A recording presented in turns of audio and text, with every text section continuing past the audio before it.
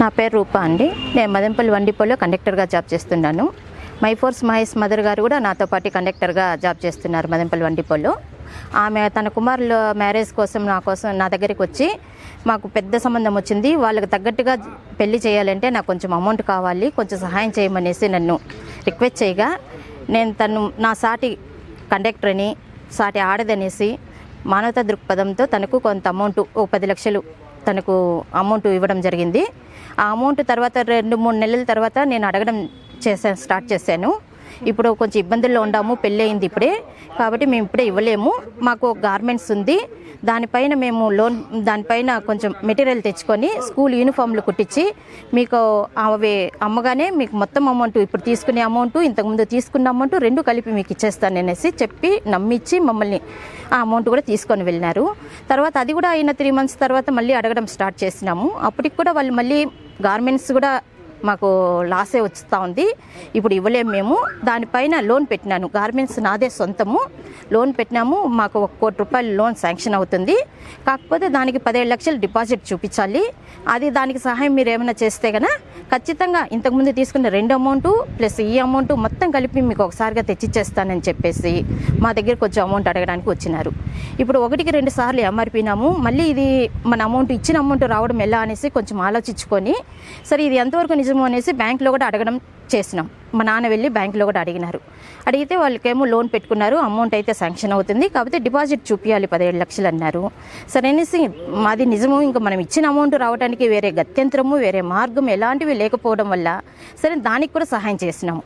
తీరా అమౌంట్ వస్తానే డిసెంబర్ 31, 2001లో వాళ్ళు మాకు కాల్ చేసి నీ లోన్ వచ్చేసింది, మాకు ఆ అమౌంట్ని కూడా మా అకౌంట్కి మార్చేసుకున్నాము, నువ్వు వచ్చినావు అంటే ఒకసారి నీకు ఎలా అమౌంట్ ఇవ్వాలి అనేది మాట్లాడుకుందామనేసి వాళ్ళ మదర్ నాకు కాల్ చేయడం చేసింది.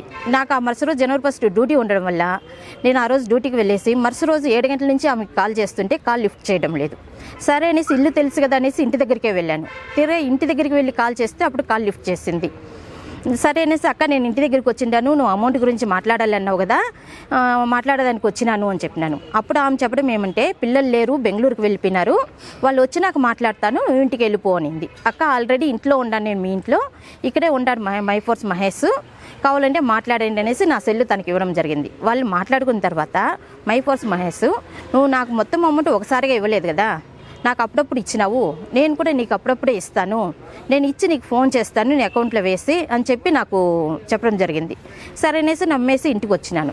ఇంటికి వచ్చిన తర్వాత మళ్ళీ అతను ఎప్పటికీ ఫోన్ చేయకపోయేందుకు నేనే కాల్ చేసినాను. కాల్ చేస్తే తను అది మొదలుకొని నా అకౌంటు నేను ఒకసారిగా అంత అమౌంట్లో నా అకౌంట్ నుంచి నేను ఒకసారిగా అంత అమౌంట్ డ్రా చేయడానికి వీల్లేదు, ప్లస్ అందులోనూ నా అకౌంట్ హోల్డ్లో పడిందని నేను 1-4-10 సార్లు కాల్ చేస్తే ఎప్పుడో ఒకసారి లిఫ్ట్ చేస్తూ ఆ లిఫ్ట్ చేసినప్పుడు కూడా నాకు చెప్పడం అన్నీ వాయిదాలు చెప్పుకుంటూనే వస్తూ నాకు 1 రూపాయి అంటూ ఇచ్చింది లేనే లేదు. సరే ఇంక ఇది ఇలా అయిపోయిందనేసి నా పై అధికారులు ఆర్టీసీ వాళ్ళని పట్టుకొని వాళ్ళ అమ్మని అడిగించడం చేసినాను. తీసుకునింది నువ్వు ఈరోజు నీ కొడుకులు ముందర పెట్టి నాకు ఇబ్బంది పెడుతున్నావు, నాకు ఖచ్చితంగా డబ్బులు కావాలని అడిగితే మేము ల్యాండ్ కొనుక్కున్నాము, నీకు ఆ ల్యాండ్లో 2 గుంటలు కావాలంటే రాయిచ్చేస్తాను, నాకు ఈ బాధే వద్దు ఏమి అని చెప్పిందండి. సరేలే అట్లని చెప్పేసి ఆ ల్యాండ్ రాసుకోవడానికి కూడా నేను రెడీ అయినాను. నా ల్యాండ్ రాయించిన తర్వాత నాకు చెక్కులు బాండ్లు నీ దగ్గర ఉన్న ప్రూఫ్ మొత్తం నాకు ఇచ్చేవాళ్ళ, ఇస్తేనే నీకు ల్యాండ్ రాయిస్తాను అనింది. సరే అనేసి నేను ఆ తర్వాత ఆ చెక్కులు బాండ్లు ఇచ్చేసి కూడా వాళ్ళు రాయించిన ల్యాండ్ తీసుకున్నాను. ఆ పేపర్లు తీసుకున్నప్పుడు కూడా నేను అడిగాను, నేను సంతకం పెట్టాలి కదా, సంతకం పెడితేనే కదా ఈ ల్యాండ్ నాకంటూ సొంతం అవుతుంది అనేసి. లేదు నువ్వు ఇప్పుడు కాదు మళ్ళీ పెట్టాలా అన్నారు. తర్వాత తీరా చూసుకొని ఆ పేపర్ చదువుకొని చూస్తే అది కూడా వాళ్ళు అగ్రిమెంట్ చేయించుకోలేదు, అది కూడా వచ్చేసి వాళ్ళు రిజిస్టర్ చేయించుకోలేదు, అగ్రిమెంట్ పేరు పైనే ఉంది ఆ ల్యాండ్ కూడా. అగ్రిమెంట్ పేరు పైన మళ్ళీ నాకు అగ్రిమెంట్ చేయించినారు. సరే అనేసి దానికి కొంచెం టైం తీసుకొని నేను ఎప్పుడు అడిగితే అప్పుడు నాకు అగ్రిమెంట్ చేయిస్తాను అని అన్నారు. సరే నేను మళ్ళీ కాల్ చేయడం స్టార్ట్ చేసినాను వాళ్ళకు. మళ్ళీ చేస్తే మళ్ళీ వాళ్ళు దానికి 1B రాలేదు, ఈ ఇబ్బందులు ఉన్నాయి అవి ఇవి అని అన్నీ అలాగే చెప్తూ వచ్చినారు. ఈ అగ్రిమెంట్కి కూడా ఇంకా టైం అయిపోతుంది, ఇది కూడా మనకు ప్రూఫ్ లేకుండా పోతుంది, ఉన్న చెక్కులు బాండ్లు తిరిగి వాళ్ళకి ఇచ్చేసినాము అనే నెపంతో నేను కోర్టుకు వేసుకోవడం జరిగింది. కోర్టుకు వేసుకొని వాళ్ళు ఇచ్చిన ప్రూఫ్లన్నీ కోర్టుకు సబ్మిట్ చేసుకొని సెల్ రికార్డు, సెల్లులో చాట్ చేసినవన్నీ ప్రూఫ్లు పెట్టి నేను కోర్టుకు వేసి ల్యాండ్ పైన స్టే తీసుకోవడం జరిగింది. సరే అనేసి ఇంకా ఎక్కువ రోజులు అయిపోతుంది, ఒకసారి మళ్ళీ వాళ్ళని అడిగి చూద్దాము అనేసి అడగడం చేశాను. అడగడం చేసినప్పుడు ఒక ఆడది సాటి ఆడదని కూడా అనుకోకుండా అమ్మ కొడుకులు ముగ్గురు చేరి ఎంత నీచానికంటే అంత నీచానికి ఎవరైతే నా తరపున మాట్లాడతారో వాళ్ళతో నా క్యారెక్టర్ని చాలా నీచంగా మాట్లాడుతూ చాలా అసభ్యంగా మాట్లాడుతూ మమ్మల్ని మా ఫ్యామిలీని నీచాతి నీచంగా మాట్లాడడం చేస్తున్నారు. మా విలువలు తగ్గిస్తూ వచ్చినారు ఎవరైతే మాట్లాడిని వెళ్తారో వాళ్ళతో అంతా. సరే అది కూడా మానేసి గమ్మున కోర్టులో వేస్తున్నాను, నాకు కోర్టే న్యాయం చేస్తుందనేసి గమ్మున ఉండిపోయినాను. ఈ మధ్య తనకి డైరెక్ట్ పదవి రావడం వల్ల మైఫోర్స్ మహేష్కి జనసేన పార్టీకి నేనే ముఖ్యము, నా తర్వాత ఎవరైనా కూడా నేను ఎంత చెప్తే అంతే, నాకు మించి ఇంకెవరు లేరు, నేను నాదెళ్ల మనోహర్ గారికి నేను రైట్ హ్యాండు, నేనంటే అంత నమ్మకం ఆయనకి అనే ధైర్యం అని చెప్పి ఆ ధైర్యంతోనే నా దగ్గరికి ఒకసారి మళ్ళీ మా హెడ్ ఆఫీసర్ దగ్గరికి వెళ్ళి మళ్ళీ దీన్ని కోర్టులో కేసులు వద్దు, ఎంతకో కొంతకు మేము దాన్ని రాజీ చేసుకుంటాము అని చెప్పి మాట్లాడడం జరిగింది. సరే నేను మొత్తం ఫస్ట్ నుంచి అడుగుతా ఉన్నది కూడా నా అమౌంటే కాబట్టి సరే నాకు అమౌంట్ ఇచ్చేస్తే నేను తీసేసుకుంటాను అని చెప్పినాను. సరే మొత్తానికి వాళ్ళు వచ్చేసి 7 లక్షలు ఇస్తాము, కేసు విత్డ్రా చేసుకోమన్నారు.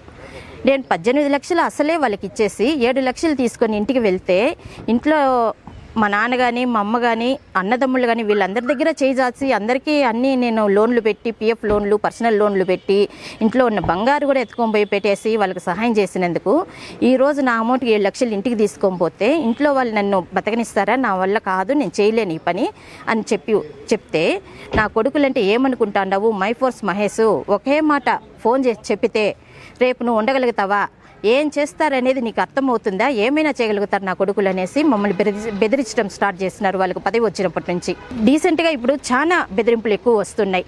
పైగా ఈ 7 లక్షలు తీసుకుంటావా లేదా, కేసు విత్డ్రాల్ చేసుకుంటావా లేవా అనేసి మమ్మల్ని ఈ మధ్య చాలా ఇది చేస్తున్నారు. పైగా ఆ అమౌంట్ కూడా ఒక 2-3 రోజుల తర్వాత నేను ఇచ్చేసినాను కూడా అనేసి నా కొలీగ్స్తో అందరితో కూడా చెప్పడం స్టార్ట్ చేసేస్తారు. వాళ్ళు చెప్పే మాటలు ఎలా ఉంటాయంటే ఎవరైతే వింటారో వాళ్ళు ఇది నిజమే అనేసి నమ్మేసి మొత్తం నీకు ఇచ్చేసినారు కదా అనేసి మళ్ళీ నాతో తిరిగి చెప్పేట్టుగా చేస్తారు. అలా చేయడం వల్ల ఈరోజు నాకు ప్రాణహాని, నా డ్యూటీ టైంలు మార్నింగ్ 4 నుంచి నైట్ 11 వరకు నాకు డ్యూటీ టైంలు ఉంటాయి. నేను ఏ టైంలో అయినా వెళ్ళాలి, ఏ టైంలో అయినా రావాల్సి వస్తుంది. ఇంట్లో ఇప్పుడు ప్రస్తుతానికి వీళ్ళకి అమౌంట్ ఇచ్చిన దానికి ఈ దిగులు వ్యసనంతోనే మా నాన్న కూడా చనిపోవడం జరిగింది. అందువల్ల ఇప్పుడు నేను మా అమ్మ మాత్రమే మేము ఉండగలుగుతున్నాం. ఇంట్లో సపోర్ట్ అంటూ మాకెవరూ లేరు. పిల్లలు బయట బెంగళూరులో ఉన్నారు. మాకెవరు సపోర్ట్ లేని దానివల్ల ఒంటరిగా ఆడవాళ్ళం ఉండడం వల్ల ప్రాణహానితో మేము మీకు కంప్లైంట్ ఇవ్వడము స్టార్ట్ చేసినాము.